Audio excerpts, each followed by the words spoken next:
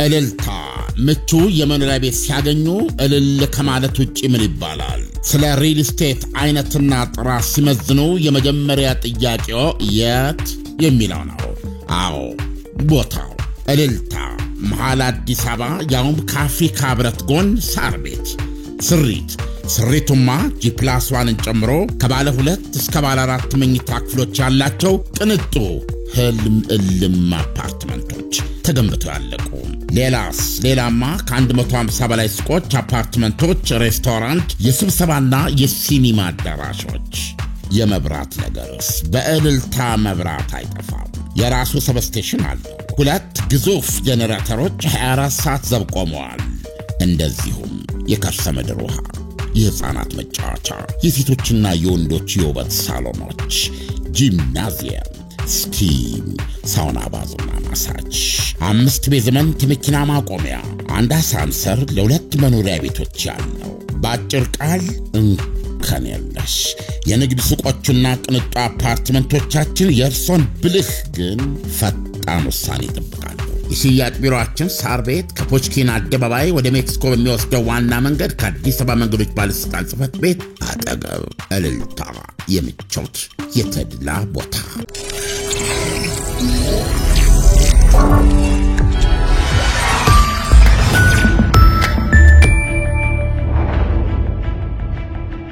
ይህ አዋዜ ነው።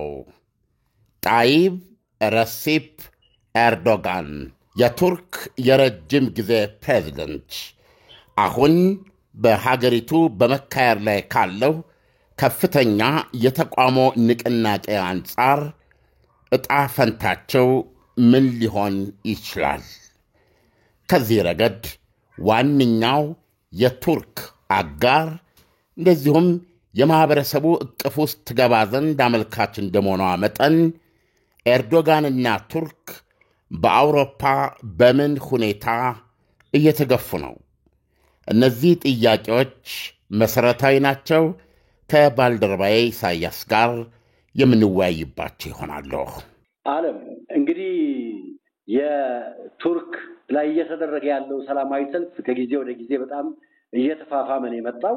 እንደው አሁን በምን ሁኔታ ላይ ነው ያለው? እንደው አጎራባች አውሮፓ ሀገራትስ ስለዚህ ሰላማዊ ሰልፍና ንቅናቄ ምንድን ነው እያሉ ያለው? ትናንትና የመጨረሻው የምሽት ትዕይንት የተቃውሞ ትዕይንት ዕለት ነበረ። ትናንት ማክሰኞ የሲኤች የተቃዋሚው ፓርቲ እንዳመለከተው ማለት ነው። ነገር ግን ይህ ለ6 ምሽቶች የተጠራ በፕሬዝደንት ኤርዶጋን መንግስት ላይ ከፍተኛ ተቃውሞ ያደረገ ኢስታንቡልን ማዕከል አድርጎ በመላ ሀገሪቱ እስካሁን ድረስ ከ1400 በላይ ተቃዋሚዎች ወይም የተቃውሞ ሰልፍ አድራጊዎች ወህኒ ቤት እንዲወርዱ አድርጓል። ከፍተኛ ቁጥር ያለው ረብሻ ተከላካይ ፖሊስ እንዲሰማራ ምክንያት ሆኗል። በዚህ ወቅት ኃይለኛ ምላሾች ከፖሊስ በኩልም እየተሰጡ ነበረ። ለ6 ቀን የተጠራው የምሽት የተቃውሞ ንቅናቄ እንግዲህ ትናንትና ተጠናቋል ማለት ነው። ፓርቲው ግን የፊታችን ቅዳሜ በመላ ሀገሪቱ የሚገኙ የፓርቲው ደጋፊዎች በኢስታንቡል አደባባይ ላይ እጅግ የገዘፈ የተቃውሞ ትዕይንት እንዲያደርጉ ታላቅ ወደ ማዕከሉ ጠርቷል። የቅዳሜ ዕለቱ እጅግ የሰፋ ይሆናል ተብሎ ይታመናል። እስካሁን ሲካሄዱ የነበሩ በተለያዩ የሀገሪቱ ከተሞች የሚካሄዱ ነበሩ። የተለያዩ ዩኒቨርሲቲዎችም የተቀላቀሉት ነው። እንደውም በአጠቃላይ ንቅናቄው የመንግስትን ተሰናበቱ የሚል ጥያቄ ሁሉ ኤርዶጋንን ተሰናበቱ የሚል ጥያቄ ሁሉ ያነሳ ነው እና አሁን ድምፁን በአንድ ላይ ለማሰማትና ለቀሪው ዓለም ለማሳየት ነው ምን ያህል ህዝብ ያቀፉ ምን ያህል ጠንካራ የፖለቲካ መሰረት እንዳላቸውና በዚህ ዲሞክራሲያዊ ሂደት ውስጥ ሂደታቸው ሊቀለበስ እንደማይችልና እንደማይፈቅዱ አቅማቸውን የሚያሳዩበት ታላቅ ትዕይንት ነው የሚሆነው ቅዳሜ ዕለት። ኤርዶጋን ይህን በተመለከተ እስካሁን በጣም የከበዱ መግለጫዎች ሰጥተዋል። የፖሊስ ኃይልም ክንዱም እየበረታ ነው የመጣው። ምንድነው ያሉት? አሁን ጠቅላላ ተቃዋሚዎች በማድረግ ላይ ያሉት ንቅናቄ መውጫ የሌለው አጣብቂኝ ውስጥ ነው የሚሰረንቃቸው መጨረሻ ላይ የሚል ውግዘት ነው ያስከተሉት። ሀገሪቱን ዜጎችን የመረበሽ ሂደት ነው ያሉት። ወይም ደግሞ እሳቸው እንደጠሩት የሐኬትና ሁከት ንቅናቄ ብለው ነው እየጠሩት። ስለዚህ አሁን በዚህ መሃል የምታቀርበው ጥያቄ ይሄንን አውሮፓውያኑ እንግዲህ እንደምታውቀው ቱርክ የአውሮፓ ህብረት አባል ለመሆን ካመለከተች 10 ዓመታት በሚባል ደረጃ ነው የሚገኘው። እውነቱን ለመናገር እዚህ ላይ ቆመ መቼ የአውሮፓ ህብረት አባል ትሆናለች ለሚለው ሪሊ የታወቀ ጠንቋይም ደፍሮ ሊተነበይ አይችልም። ስለዚህ ምንድነው አሁን ሚስጥሩ ወይም ማጂኩ? ይሄንን ሰርቫይቭ ማድረግ ይችላሉ ወይ ኤርዶጋን? ከዚህ ንቅናቄ ይሄን ንቅናቄም ሊያሸንፉት ይችላሉ ወይ የሚል ጥያቄ ያስነሳል። ዞሮ ዞሮ የእሳቸው የስልጣን ዘመን በ2028 ዓ.ም ይጠናቀቃል። ድጋሚ መወዳደር አይችሉም በህገ መንግስቱ መሰረት። ነገር ግን አንዱ ፍራቻ ምንድነው? ከወዲሁ ምርጫ ሊጠሩ ይችላሉ ከ2028 በፊት። አለበለዚያ ደግሞ ህገ መንግስቱንም አሻሽለው የስልጣን ቆይታቸውን ሊያራዝሙ ይችላል የሚል ፍራቻ አለ።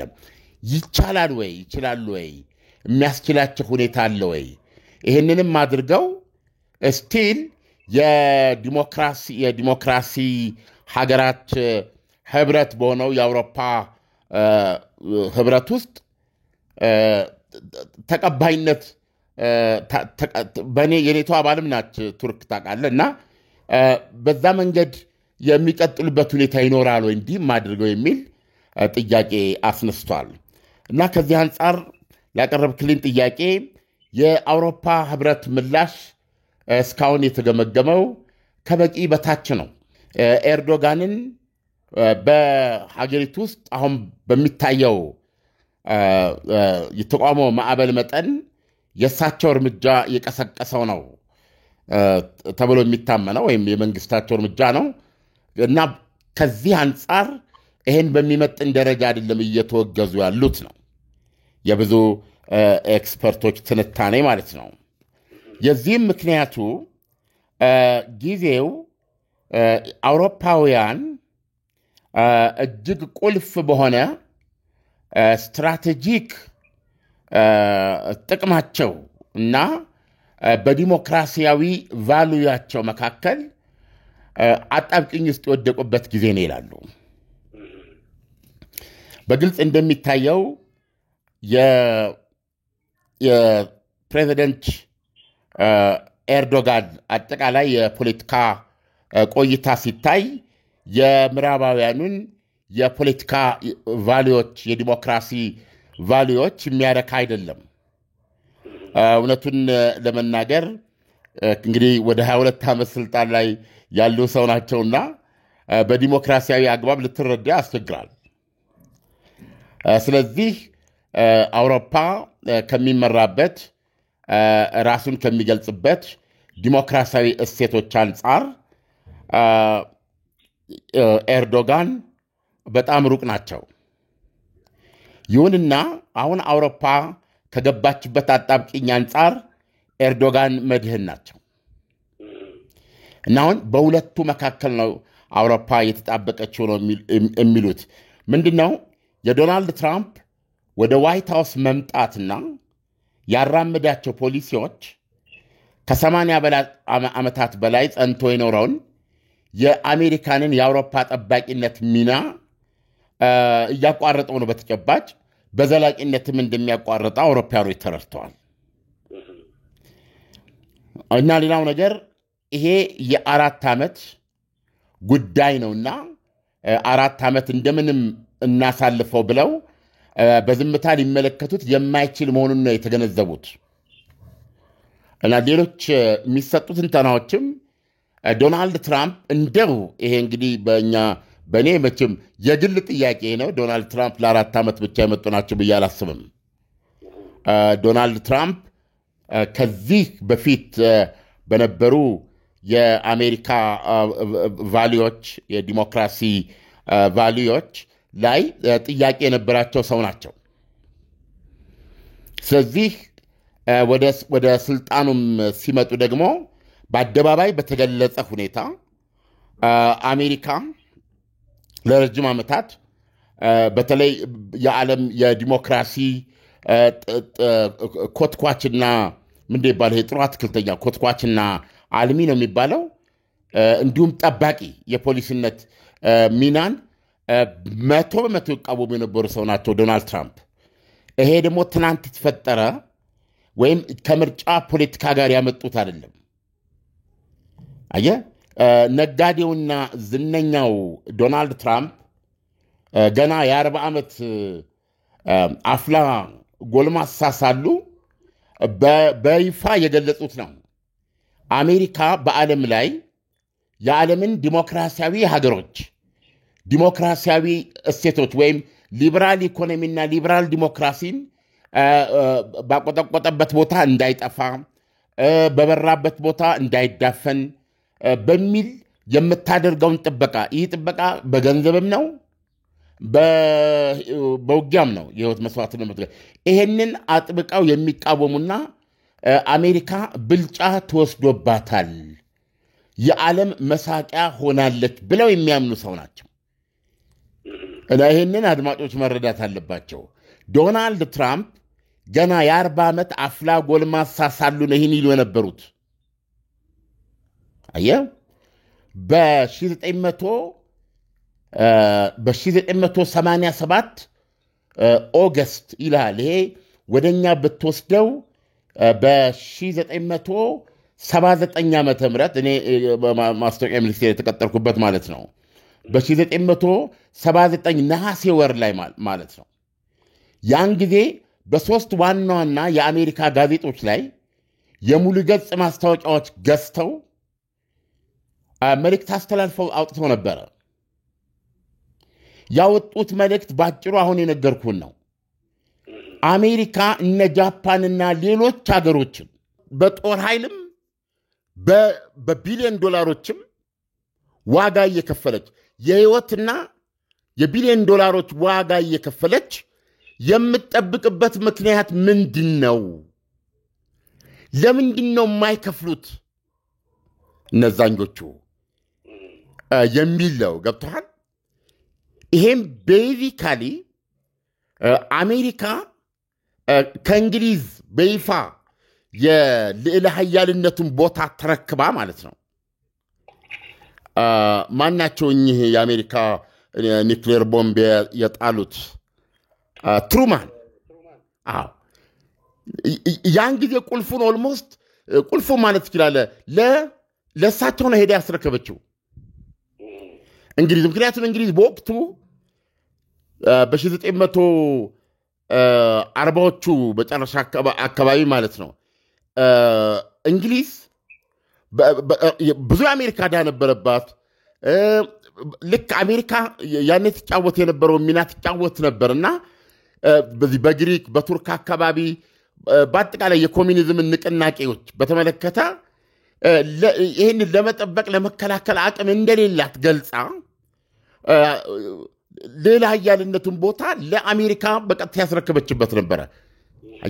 ያንንም ትሩማን ተቀብለው እስካሁን ድረስ አሜሪካውያን ይዘውት የቆዩት ተከታታይ የአሜሪካ መሪዎች የአሜሪካ ዌይ ኦፍ ላይፍ ይሄ ሊበራል ኢኮኖሚና ዲሞክራሲ የሚባለውን አሜሪካ በዓለም ላይ በተንሰራፉ የጦር ሰፈሮቿ እንደዚህም ደግሞ በከፍተኛ ገንዘቧ በጀት በመመደብ ማለት ነው የተለያዩ የዲሞክራሲ ሀገሮችን ከኮሚኒስታዊ አምባገነን ስርዓቶች ስትከላከል ቆይታለች ማለት ነው። እንደዚሁም ደግሞ የነዛን ሀገሮች ማርሻል ፕላንን ጨምረ በኢኮኖሚ እንዲያንሰራሩ እንደገና ደግሞ በአንጻሩ ከማንኛውም ወታደራዊ ጥቃቶች የመጠበቅ የቦዲጋርድን ሚና ትጫወታለች። በወቅቱ ዶናልድ ትራምፕ ካወጡ ማስታወቂያ በጣም የሚገርመው አሜሪካ እሷ የማትፈልገውን ነዳጅ ጭና ታዳርስ ነበር። ወይም ደግሞ እነዚህ ሀገሮች የነዳጅ አቅርቦታቸው ለምሳሌ መካከለኛው ምስራቅ ውስጥ በዋነኛነት በነዳጅ ፖለቲካ ውስጥ ስትዋጋ በወሳኝነት ስለሷ ብቻ አልነበረም። በአጠቃላይ ይሄ የዲሞክራሲው ዓለም በተለያዩ ሴራዎች ርዕዮተ ዓለማዊ አምባገነናዊ ሴራዎች እጁ እንዳይጠመዘዝ የግንባር ስጋ ነበረች አሜሪካ። በወታደሮቿን በማዝመት በገንዘቧም እና ይሄንን የዓለም ሁሉ እየተመለከተ አሜሪካንን መሳቂያ ያደረጋት ነገር ነው ብለው ነው ያወጡት። ልብ አድርግ። አሁን እንደሆነ ክስተት አድርገን ስንመለከተው ነው ግራ የሚያጋባው። አይደለም። ዶናልድ ትራምፕ ይሄን ነበር የሚያምኑት። ይሄን ያደርጉ በነበረበት ወቅት ኦፕራ ዊንፍሬ ጠይቃቸውም ነበረ። የጠየቀቻቸው ምንድን ነው? ፕሬዚደንታዊ ምርጫ ውስጥ ይገባሉ ያለቻቸው። በዛን ጊዜ ሚሊዮነር ነጋዴ ናቸው፣ ሴሌብሪቲ ናቸው። የቁንጅና ውድድር በማዘጋጀት በዚህ በቴሌቪዥን ዝናና ሀብት ያዙ አሜሪካዊ ነበሩ። እነዚህ ሁለቱ ካሉ እንግዲህ የሚቀርህ ዋናውና ሁሉን የሚጠቀልለው ስልጣን ነው። ሁለተኛ አጀንዳ አላቸው። አሜሪካ ዛሬ የወሰዱት ያለው እርምጃ አውሮፓውያንን በዶናልድ ትራምፕ አይን ምን ያህል ጊዜ ነው በአንቀልባ ዝላ የምትኖረው?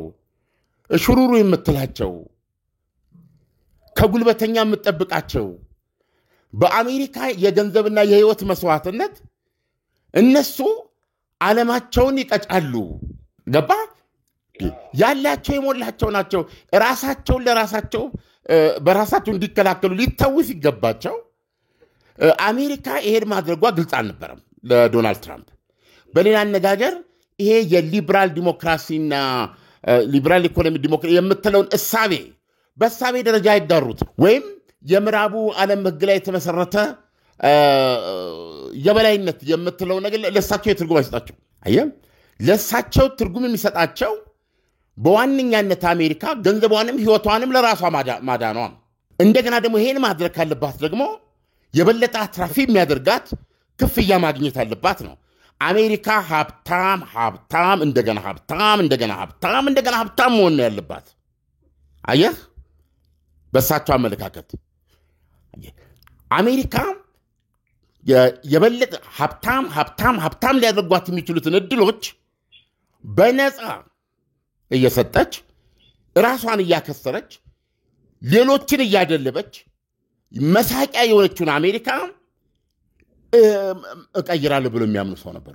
ኤግዛክትሊ አሜሪካንን ታላቅ እናደርጋለን የሚለው መፈክራቸው የተወለደው ከዚህ ነው። ኢሳያስ አየህ፣ አሁን እንደ አንድ ሀያል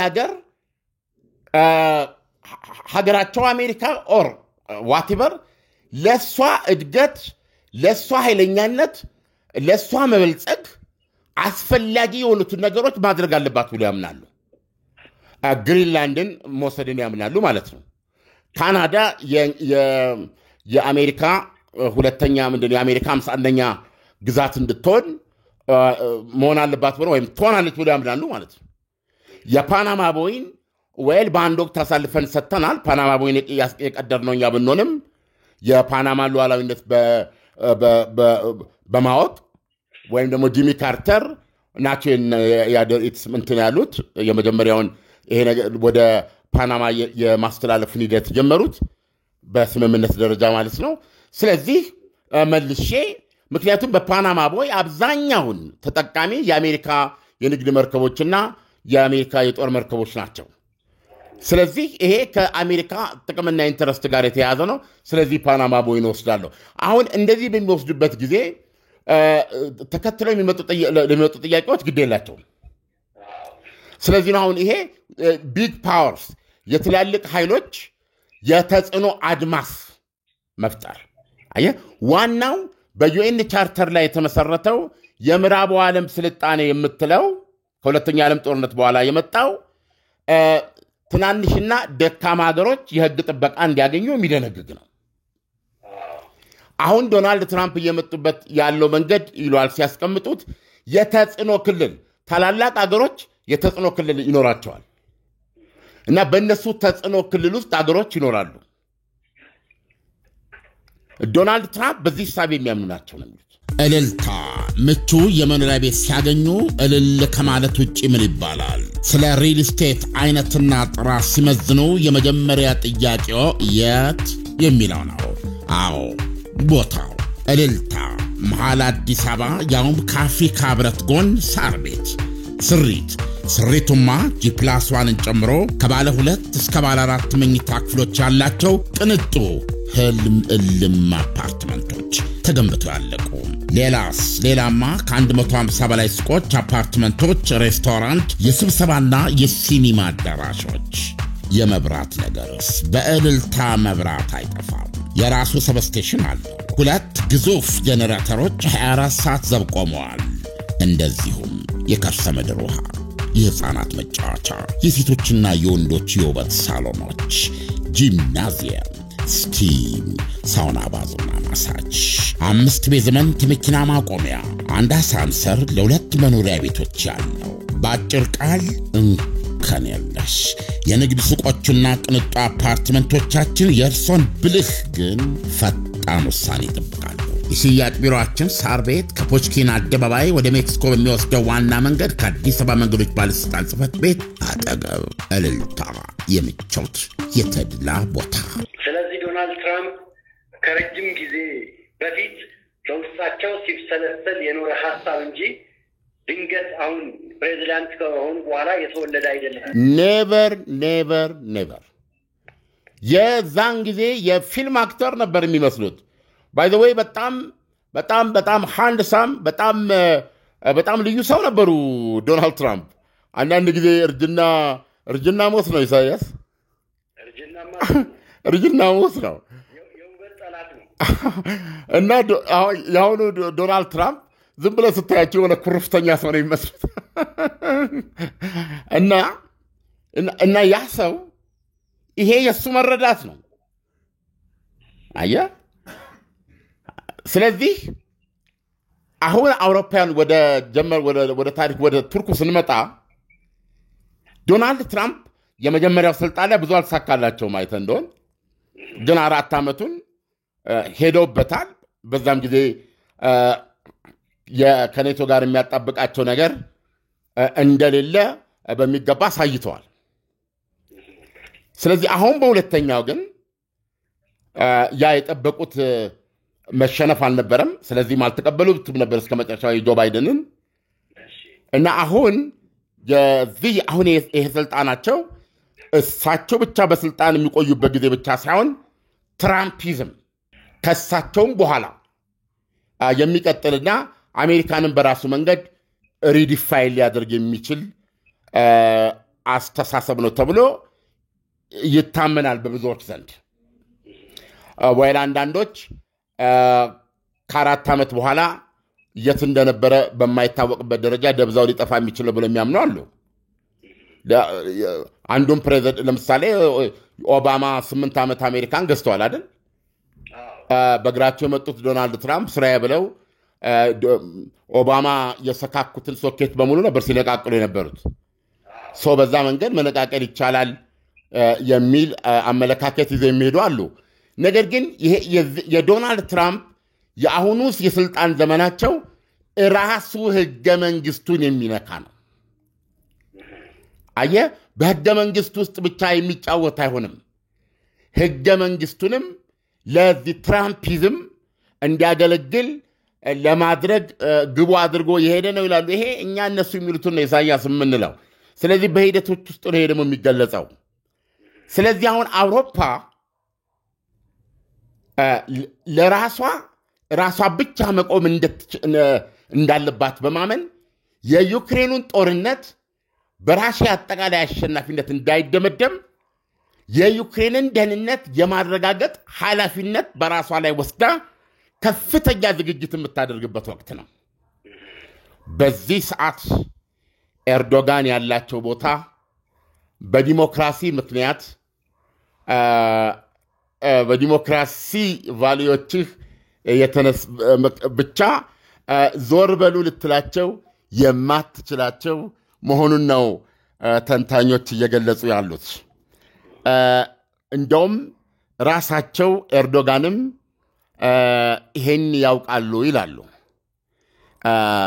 ተንታኞች ሲያስቀምጧቸው ምን ይላሉ? አንደኛ አሁን እንግዲህ ዩክሬንና ራሽያ ላይ እየተመረኮዘ ነው አይደል? አሁን አውሮፓ ውስጥ ያለው ሁኔታ የታሪክ አጋጣሚ ሆኖ ጂኦፖለቲካሊ ስናየው ይላሉ ቱርክ በጥቁር ባህርን መሃሉ አድርጋ ከዩክሬንና ከራሽያ ጋር ፊት ለፊት ወዲያ ማዶ የምትገኝ ሀገር ናት። አየህ፣ አንደኛው ይሄ ያላት ፖዚሽን ያላት መልክዓ ምድር ራሱ፣ ሁለተኛ አውሮፓና ኤዥያን ተንፈራጣ የምትገኝ ሀገር ናት። ይሄ ማንም የአውሮፓ በዓለምም የለም ነው የሚባለው። እነ ቻይና ሁለተኛዋ ልዕለ ኃያል እጩ ልዕለ ኃያል እንደ ቀትር ፀሐይ አሁን ወደ አናቱ እየመጣች ነው ባለችበት፣ በዚህ በኩል ደግሞ አውሮፓውያኑ እንዳለ በጥቅል ባሉበት ዓለም ውስጥ ሁለቱንም ተንፈራጣ የምትገኝ አገር ናት ቱርክ። ኤርዶጋን በዚህ መሃል በረጅሙ የስልጣን ቆይታቸው አንድ ነገር እየሰሩ ነው ያሉት። ይህም ነገር ምንድነው? ቱርክ ሀያል ወታደራዊ መሳሪያዎች አምራች እየሆነች ነው የመጣችው። እንደገና ከፕሬዚደንት ዶናልድ ትራምፕ ጋር የግል ወዳጅነት አላቸው ተብሎ ነው የሚታመነው። አየህ፣ እነዚህ አንደኛ በኔቶ ውስጥ ከአሜሪካ ቀጥላ ከፍተኛ ቁጥር ያለው አርሚ ያላት ቱርክ ናት።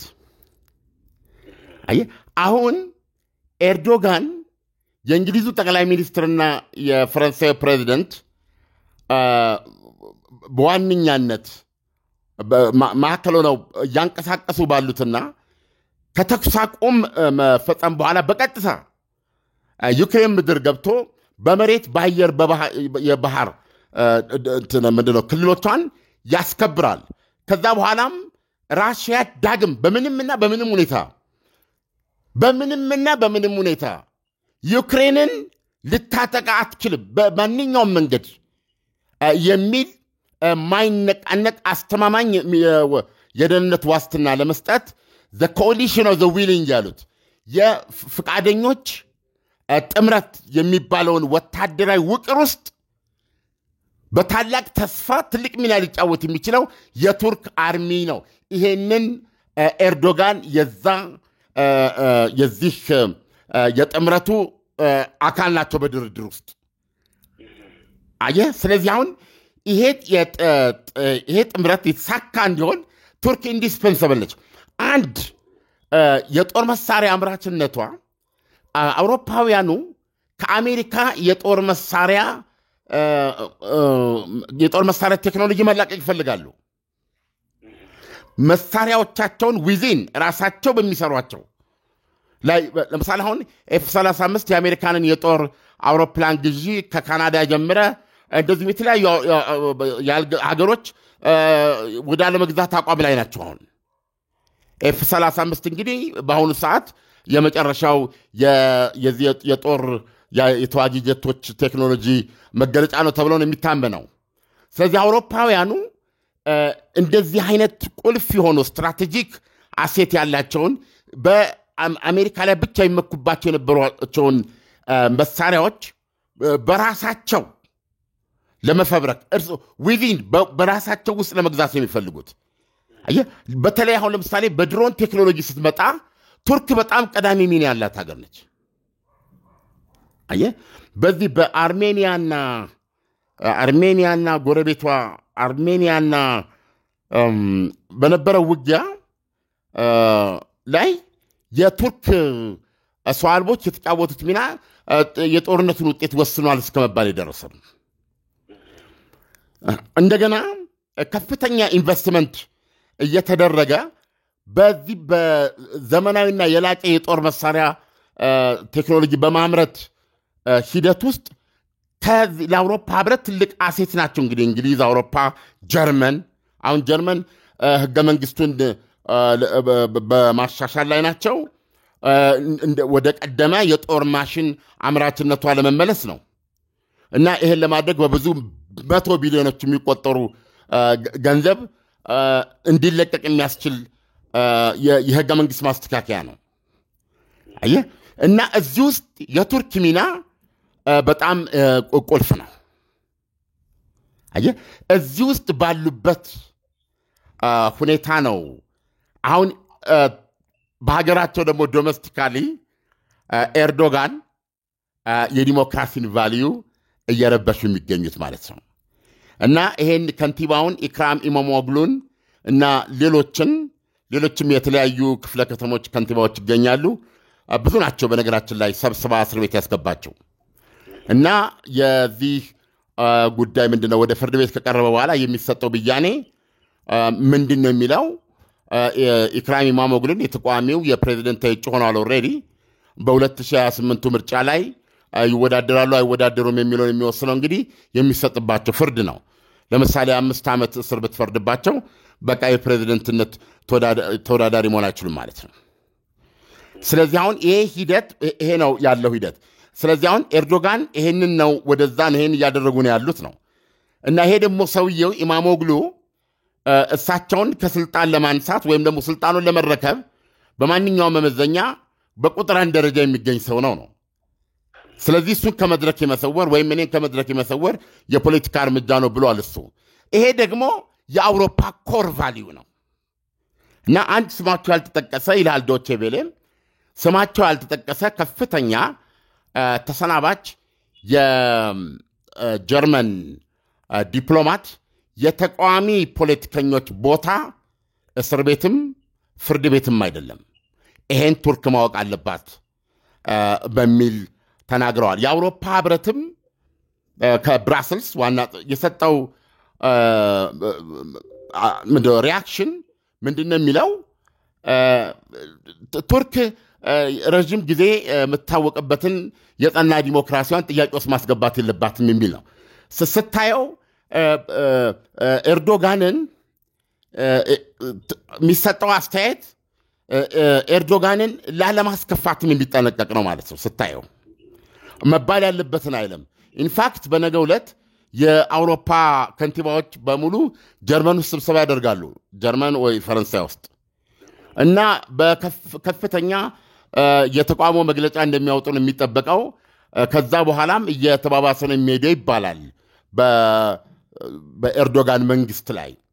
እንግዲህ ከንቲባዎቹ የኢስታንቡል ከንቲባ ነው የታሰረው። ስለዚህ የትግል አንድነት ነው እና ምንድን የደመደሙት በአጠቃላይ የፈለገ ነገር የአውሮፓ ብትቆጣም አንድ ነገር ማድረግ አትችልም። ይሄ ምንድነው? ለዲሞክራሲ ሌላው በጣም ያነሱትና ኢንተረስት የሰጠኝ ኤርዶጋን ያደረጉትን ሲያደርጉ ዝም ብሎ አይደለም ይላል። በአሁኑ ሰዓት ያለውን ዓለም አቀፋዊ አካሄድ ወይም ዝንባሌም በሚገባ አስተውለዋል ይላሉ። ዲሞክራሲ ላይ የተፈጸመ ጥቃት ነው ያለው የፈረንሳይ ውጭ ጉዳይ ሚኒስቴር የከንቲባውንና ከሳቸው ጋር ተያይዘው ሌሎች የፖለቲካ ኃይሎች መታሰርን ይሄ በዲሞክራሲ ላይ የተወሰደ ጥቃት ነው ብሎታል። እና ኤርዶጋን አንድ ነገር ያውቃሉ። በዲሞክራሲ ላይ ጥቃት እየፈጸሙ ያሉ አገራት የአውሮፓ ህብረት ውስጥም ብዙ ናቸው። ለምሳሌ ሃንጋሪ መጥቀስ ይቻላል። በእንግዲህ እንደሱ ሊበራል ዲሞክራሲን ዲፋይን በሚያደርጉበት መጠን ለምሳሌ እንደ ሃንጋሪ አይነት ብሔረተኛ መንግስት በብዙ መንገድ ይተቻል፣ ግን የአውሮፓ ህብረት ውስጥ ነው። ግን ከዛ በባሰና ከፍተኛው የዲሞክራሲ ባላደራና ጠባቂ ዓለም አቀፍ ፖሊሷ ዩናይትድ ስቴትስ አሜሪካ በአሁኑ ሰዓት ዲሞክራሲ ላይ ጥቃት ከሚፈጽሙ አውራ ሀገሮች ፊት መሪ ናት። ኤርዶጋን ይህን ያውቃሉ፣ አውሮፓያኖችም ይህን ያውቃሉ። ኤርዶጋን ይሄ የፈቃደኞች ኮሊሽን ውስጥ የቱርክ ሰራዊትን አስፈላጊነት ያውቃሉ፣ አውሮፓም ይህን ያውቃል። ኤርዶጋን ይሄ ተቋሟችሁ አሉ ከንቲባውን ደግፈው የተነሱትን በብዙ ሺዎች በመቶ ሺዎች የሚቆጠሩ ተቃዋሚዎች የትም አደርሳችሁም መውጫ ወደ ሌላው ሰርጥ ውስጥ ነው የሚያስገባችሁ ሲሉ ከመሬት ተነስቶ አይደለም። ይሄን ሁሉ ጂኦፖለቲካል ሁኔታ ግንዛቤ ውስጥ ወስደው ነው ይላሉ። ዓለም ለዛሬው ትንታኔ ከወዲሁ አመሰግናለሁ። መልካም ምሽት ይሁንልህ። መልካም ምሽት ኢሳያስ። እልልታ ምቹ የመኖሪያ ቤት ሲያገኙ እልል ከማለት ውጭ ምን ይባላል? ስለ ሪል ስቴት አይነትና ጥራት ሲመዝኑ የመጀመሪያ ጥያቄው የት የሚለው ነው። አዎ ቦታው እልልታ መሃል አዲስ አበባ፣ ያውም ከአፍሪካ ህብረት ጎን ሳር ቤት። ስሪቱማ ጂፕላስዋንን ጨምሮ ከባለ 2 እስከ ባለ 4 መኝታ ክፍሎች ያላቸው ቅንጡ ህልም እልም አፓርትመንቶች ተገንብተው ያለቁ። ሌላማ ከ150 በላይ ሱቆች፣ አፓርትመንቶች፣ ሬስቶራንት፣ የስብሰባና የሲኒማ አዳራሾች። የመብራት ነገርስ በእልልታ መብራት አይጠፋም። የራሱ ሰብስቴሽን አለው። 2 ግዙፍ ጄኔሬተሮች 24 ሰዓት ዘብ ቆመዋል። እንደዚሁም የከርሰ ምድር ውሃ፣ የህፃናት መጫወቻ፣ የሴቶችና የወንዶች የውበት ሳሎኖች፣ ጂምናዚየም፣ ስቲም፣ ሳውና፣ ባዝና ማሳጅ፣ 5 ቤዝመንት መኪና ማቆሚያ፣ 1 አሳንሰር ለ2 መኖሪያ ቤቶች ያለው። በአጭር ቃል እንከን የለሽ የንግድ ሱቆችና ቅንጡ አፓርትመንቶቻችን የእርሶን ብልህ ግን ፈጣን ውሳኔ ይጠብቃሉ። የሽያጭ ቢሮአችን ሳር ቤት ከፖችኪን አደባባይ ወደ ሜክሲኮ በሚወስደው ዋና መንገድ ከአዲስ አበባ መንገዶች ባለስልጣን ጽሕፈት ቤት አጠገብ። እልልታ የምቾት የተድላ ቦታ።